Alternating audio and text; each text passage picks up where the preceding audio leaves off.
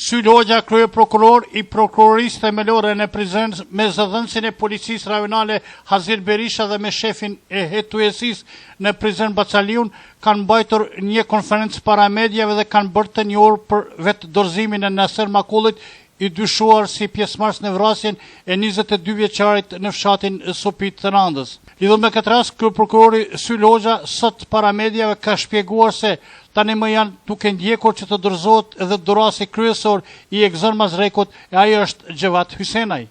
Për në orë të pasdites është dorëzuar i kërkuari Naser Faik Makulli i vitit 1971 për vrasjen dhe plagosjen e cila ndodhi para disa ditësh në fshatin Sopi të Suarekës.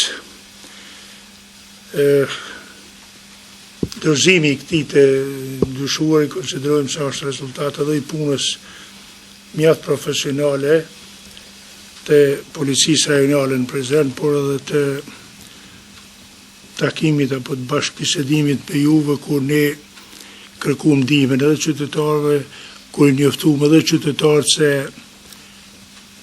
fshehja apo strehimi i këtyre dyshuarve është vepër penale dhe ne në një mënyrë po konsiderojmë se megjithatë edhe këtij të dyshuari i është ngushtuar rrethi që t'ik nga organet dhe kështu është dhe dorëzuar. Pra, lidhur me vrasjen e Sopi, deri me tani kemi 3 të dyshuar, të cilët janë të arrestuar dhe të cilëve është caktuar masa e paraburgimit dhe ndaj tyre janë hapur dhe janë duke u zhvilluar hetimet nga prokurori i çështjes. Motivi është pasuror juridik, pra përfitimi. Deri me tash me të gjitha provat që disponojmë, ky është motivi, pra përfitimi pasuror juridik ka shku me vjedh dhe ka ndodhur kjo që ka ndodhur, çfarë po e dim. Na po thomë se personi kryesor i cili dyshohet se ka kryer vrasjen ende nuk është arrestuar. Kurse një apel përmes medjave që qytetarët të jenë më bashkëpunues lidhur me këtë rast e ka bërë zëdhënësi i policisë në Prizren, kapiteni Hazir Berisha. Qëllim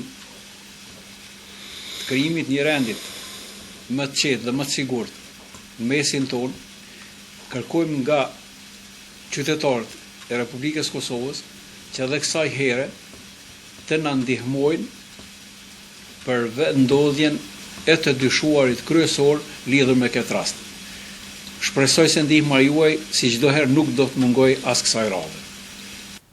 Vrasja kishte ndodhur në fshatin Sopit, komunës të Therandës me 27 janar 2016, ku dyshohet se personat armatosur kanë qelluar mbi Egzon Mazrekun dhe baban e tij Naimin në shtëpinë e tyre ku kishin hyrë për të kryer vjedhje. Me këtë rast, Egzoni ka vdekur nga plagët e marra në vend, ndërsa babai i tij, Naimi, është duke u trajtuar në QKUK në Prishtinë.